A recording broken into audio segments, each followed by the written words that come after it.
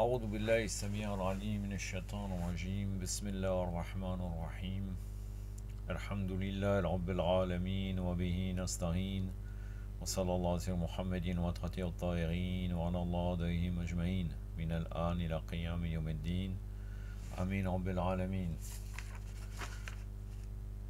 بسم الله الرحمن الرحيم اللهم كن لوليك الحجة ابن الحسن صلواتك عليه وربائه في عاده ساعة في كل ساعة وليا ورافدا قائدا وناصرا ودليلا وعينا حتى تسكنه وحدك طوعا تمتعه فيها طويلة برحمتك يا رب العالمين. Commentaire de Dora Notba, 30e partie, une vidéo que j'ai appelée Imam Mehdi et la justice.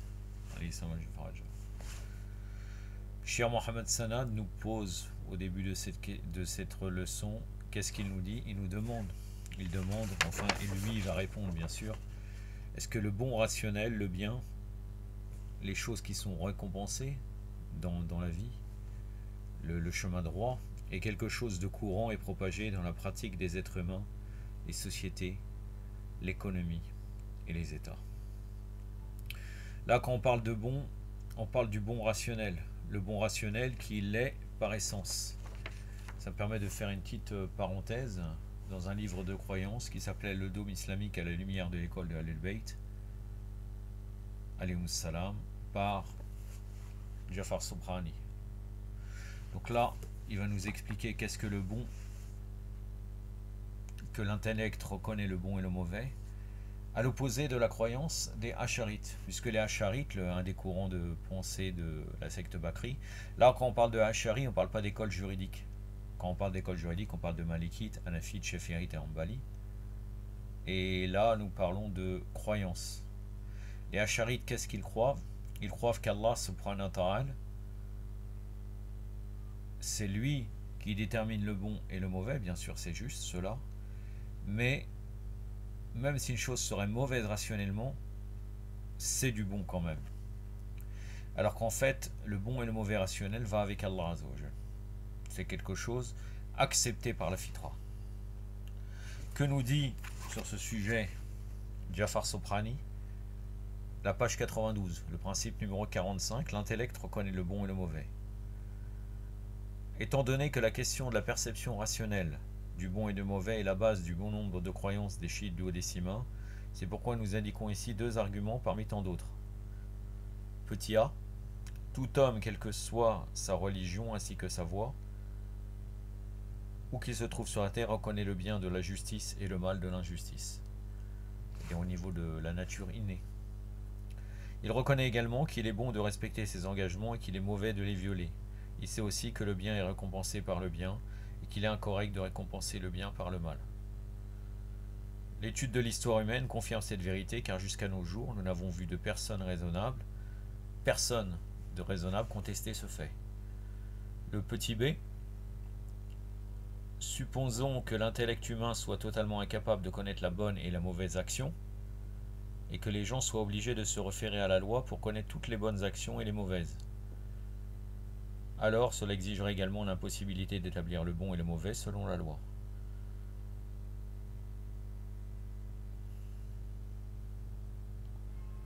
Supposons que le législateur décrète qu'un acte soit bon et un autre mauvais, il nous sera impossible d'en connaître le bon ou le mauvais par le biais de cette annonce. Car on ne pourra pas distinguer. En fait, si on ne connaît pas cette loi-là, on ne pourra pas savoir qu'est-ce qui est bon et ce qui est mauvais. Par le biais de cette annonce, si nous admettons le mensonge dans le décret et dans la parole du législateur, sauf s'il est établi au préalable l'évidence du mauvais et du mensonge, ainsi la probabilité du législateur face à ce mauvais caractère, et cela ne peut être confirmé que par le moyen de l'intellect. En plus de cela, on apprend des versets coraniques que l'entendement humain est capable de reconnaître le bon et le mauvais de certains actes. C'est pourquoi le Coran a recours à l'intellect et à l'intelligence, en appelant en maintes reprises à leur arbitrage, lorsqu'il dit « Traitons-nous les musulmans à l'égard des criminels? Qu'avez-vous? Comment jugez-vous » La sourate 68, le verset 35-36.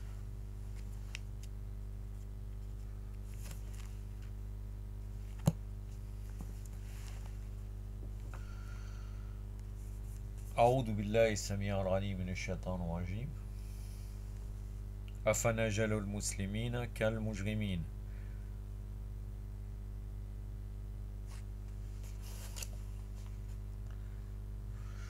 Mallakum kayfa tarkumun, sadaqallahu al-aliyyul azim. Donc le verset 35 et 36 de la sourate Al-Qalam. Donc on l'appelle le Kalam ou bien la plume. Suivant. Un autre verset, y a-t-il d'autres récompenses pour le bien que le bien? La sourate 55, le verset 66. La sourate 55, c'est la sourate de Rahman. Donc le très miséricordieux.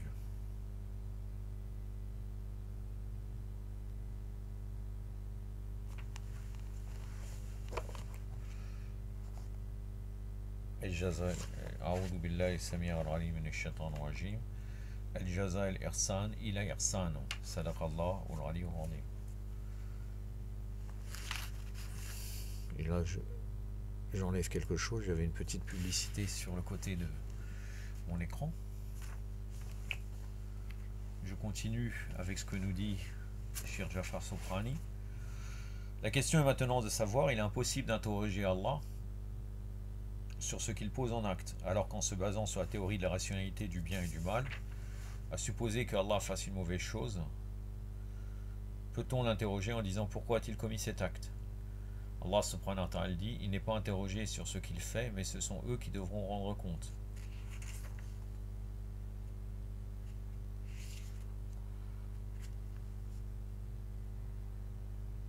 La sourate 21, le verset 23.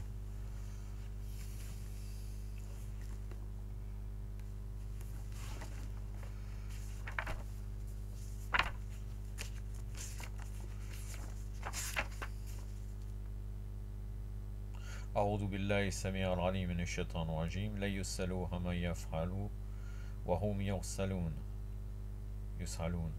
صدق الله العلي العظيم. Sourate Al-Anbiya, la sourate des prophètes, donc la sourate numéro 21, le verset 23. La réponse est, en vérité, Allah n'est point interrogé pour ses faits car il est sage, et le mauvais ne provient jamais du sage. C'est-à-dire qu'il n'y a rien, le bien et le mauvais, le bien rationnel émane d'Allah subhanahu wa ta'ala, c'est impossible que ça soit autrement. Et le mauvais ne provient jamais du sage, son acte est toujours inhérent à la sagesse, c'est pour cette raison qu'il n'y a pas lieu de recourir à la demande d'explication. C'est-à-dire on sait d'avance qu'il est sage et que sa sagesse va dans le sens du bien rationnel. Donc le bon rationnel, comme dit Cheikh Mohammed Sanad, il l'est par essence. La réponse à cette première question, dans tous les pays, les organismes mondiaux, dans tous les pays, ceux qui gèrent réellement les pays ne dépassent pas 10 personnes réellement très puissantes qui gèrent les pays.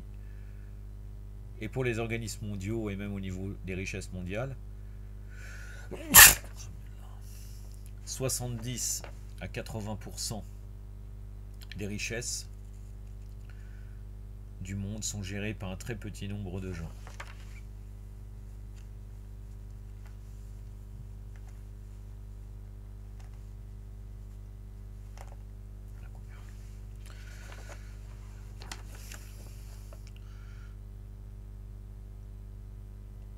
Il y a un savant professeur allemand, chrétien, qui vit en Australie, qui chaque année, il écrit et il améliore ses études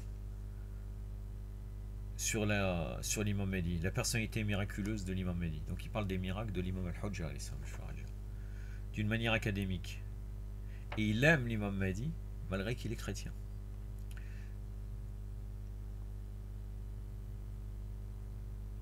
Ahlul Bayt alayhim salam, sans aucun doute, il regarde le lien et l'importance qu'on accorde à l'imam al-Hujja. Kofi Annan, qui n'est pas musulman aussi, a consacré une année aux Nations Unies sur la vision de l'imam Ali alayhi salam pour gérer l'État. Entre autres, les fameux conseils de l'imam Ali à Malik al-Ashtar. On donnerait aller le fameux compagnon.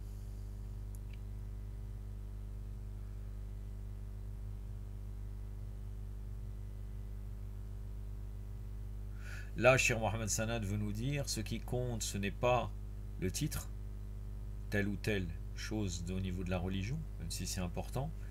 Ce qui compte, c'est qu'est-ce qu'on a dans le cœur, l'orientation du cœur envers l'imam, les imams. L'imam Mahdi, Ali Salam al-Faraja, vient propager la justice sur terre contre l'injustice.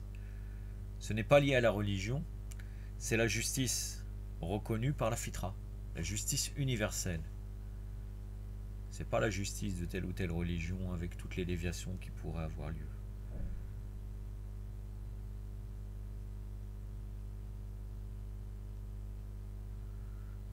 La justice, c'est la croyance naturelle envers le tawhid, bien sûr, envers la prophétie et envers l'imam. L'imam Mahdi vient d'établir la religion, et la religion, d'une manière totale, c'est la justice.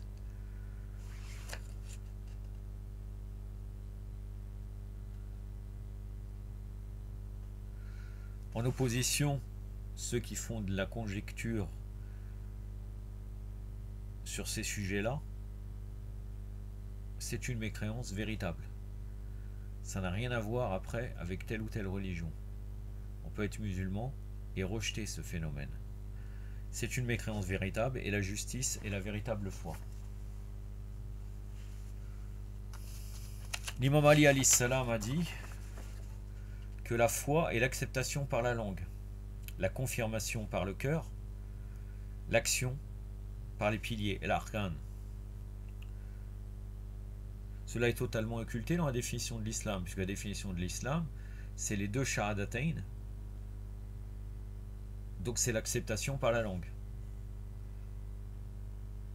C'est important, la confirmation par le cœur, car sinon cette acceptation peut être satanique ou divine. On peut tout à fait faire le shahada, et de toute façon déjà si on rejette l'imama c'est foutu. Nous attestons et nous faisons le mal. On n'a qu'à voir avec les dirigeants. Par exemple, Saddam, les crimes qu'il faisait, il allait au Hajj, peut-être même extérieurement, il faisait la prière devant les gens. On ne sait pas s'il faisait la prière. Il y a peut-être sûrement certains dirigeants qui font la prière extérieurement et qu'en vérité ils sont des taroutes. Donc les deux shahadatayn, les deux la ilaha illallah Muhammad Rasulullah, bien sûr, ne suffit pas. Et même si on dirait Ali wa Allah, qui va être l'islam complet dans sa complétude, ce n'est pas suffisant. Est-ce que l'action par les piliers, donc le troisième parti, est reliée uniquement à l'individu, la famille, ou est mondiale, universelle, étatique? Et est-ce que ça nous concerne uniquement nous? On doit penser au niveau étatique. Si l'islam est une confirmation par le cœur et l'action par les piliers, qui va faire ces actions? Ces actions pour la justice universelle. Il faut aller vers la véritable action. C'est cela l'état de l'imam Mahdi alayhi salam. Si on va vers la véritable action, nous allons préparer l'état et dola de l'imam Mahdi alayhi salam. Ne serait-ce uniquement même dans les cœurs, on aura déjà préparé les gens. La véritable injustice d'après le Coran et les hadiths est l'association et la mécréance pharaonique étatique. C'est-à-dire que l'association individuelle, elle est moins pire que, bien sûr, la mécréance pharaonique de l'État. Tout groupe humain qui dépasse les limites divines, quelle que soit sa religion, ça les concerne tous. Le kufr n'est pas uniquement avec la langue. Allah subhanahu wa ta'ala nous parle de l'importance du cœur. Et ça, c'était... il n'a pas cité de versets, il a dit qu'il y a beaucoup de versets coraniques et de hadiths. Et je me suis rappelé un verset dans Surat Al-Isra, la sourate du voyage nocturne, qui dit, on va citer uniquement la moitié du verset. Donc sourate le voyage nocturne, sourate 17, appelée aussi la sourate Bani Israël, le verset 35. Au milieu du verset, je vous citais, A'udhu billahi samir al-rani minash shaitanir rajim, inna as-sama wal basara wal fuad kullu ulaika kana anhu mas'ul. Sadaqallahu al-aliyyul azim. En vérité, l'oreille, l'œil ou le cœur, surtout cela, on aura à rendre des comptes. Sadaqallahu al-aliyyul azim.